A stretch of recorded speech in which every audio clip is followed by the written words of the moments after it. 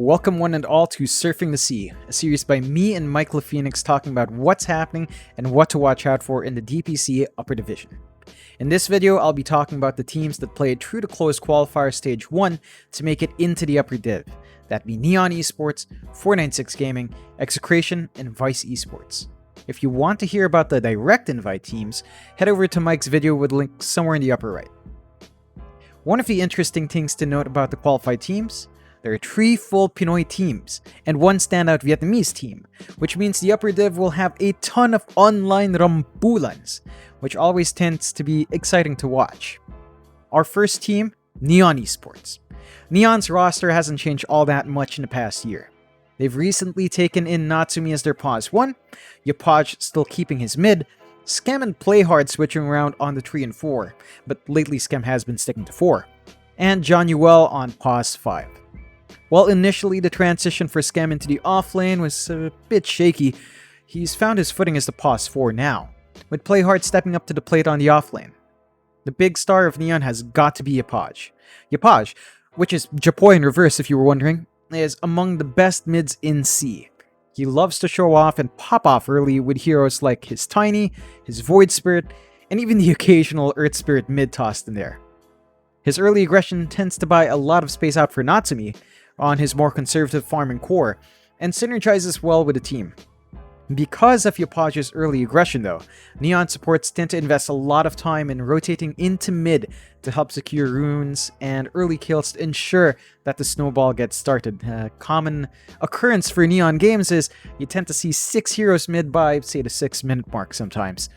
Despite this, because it took some time for Neon to adjust to their new roles, recent results have been middling.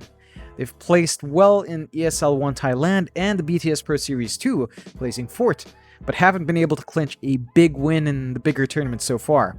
However, they have managed to win out a lot of smaller tournaments, such as the recently concluded Moon Studio Kagura Championship. Overall, Neon is a strong contender that has been able to pull upsets against stronger teams such as TNC and Fnatic, but time will tell if this role swap for Scam and Playhard is really going to hammer in the lineup, because again, Scam's comfier now in the 4, but the performance has been up and down, and if Natsumi can truly gel closer to Neon's playstyle with what they were used to with Scam on the pause 1.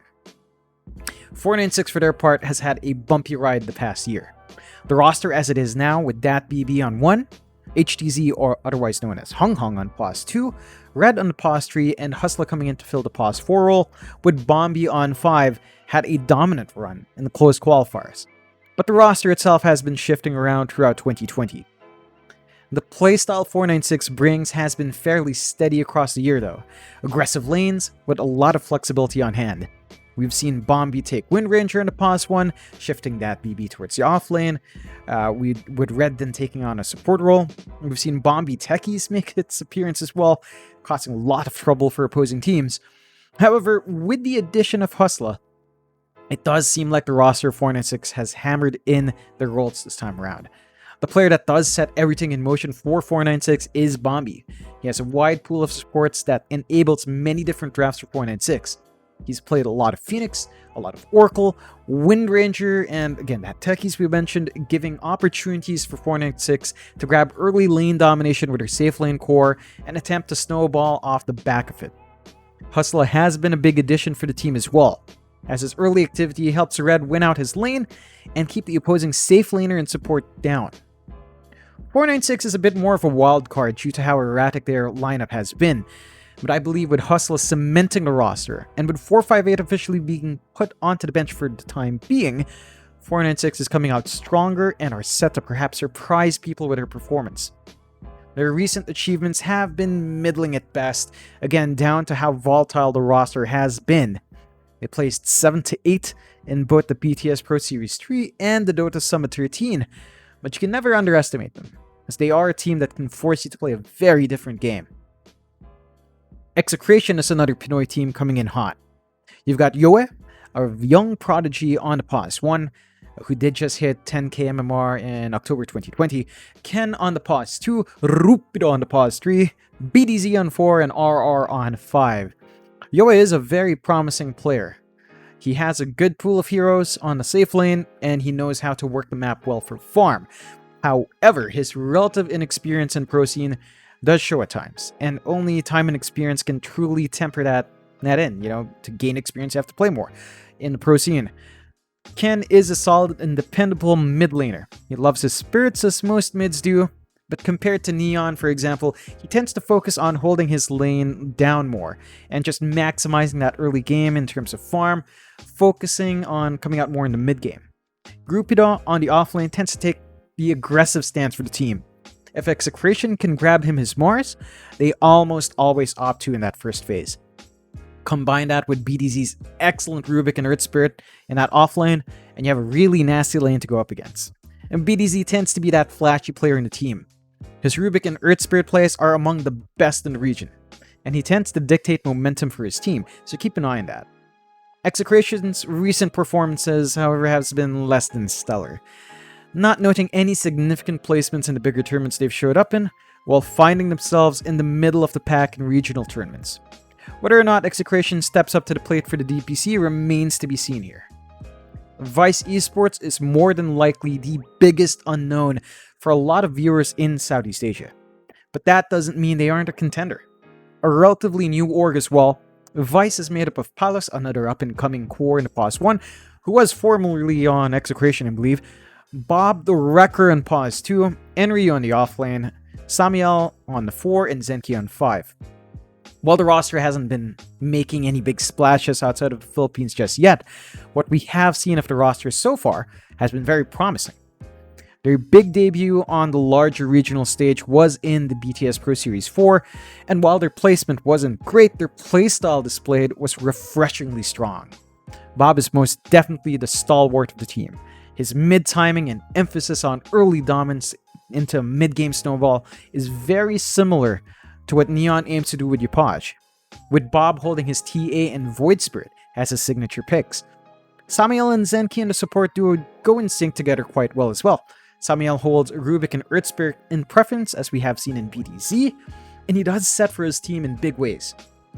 Recent achievements have been middling at best, with no truly standout performance, but Vice is a fresher org in the scene, and has actually been investing a great deal in the team as well.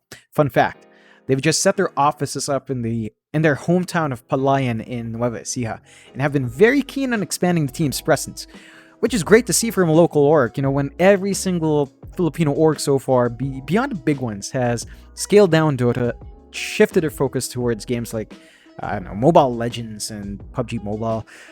Here comes Vice, a new org expanding in Dota in a big way, and it's always good to see that support coming out from local teams. They're also one of the few orgs to put their coach out front.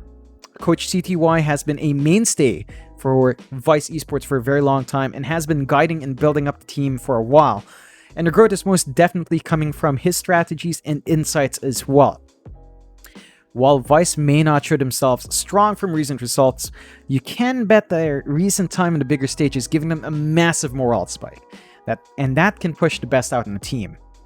Most of their results, as far as I've seen, has been within the Philippine context as well. They were part of the National Season 2, and they did perform rather well there, all things considered. So they do have a pedigree to build up. They've got a pedigree on hand from their performances in the local scene, and they are definitely the dark horse here, but a team that I will personally be watching closely, as they have surprised a fair few times in their matches in Pro Series 4. And that is it for all the upper division teams that did qualify through the closed qualifier stage 1. If you want to see the invited teams, once again, look at Mike's video on the upper left. Of course, this is going to be a running series, Surfing the Sea. We will be doing weekly recaps on how the games go in that upper division of Southeast Asia. If you do have feedback to give us on the format, if you got certain things you'd want to see, please do approach me and Mike on Twitter. You can see my handle down below, and you can see Mike's handle over on the video again if you check it out. But we are open to feedback, and we'll hope that you guys enjoy the series, and hopefully this sort of pre-season video will help you out as the games do start to kick off. And we'll catch you next time.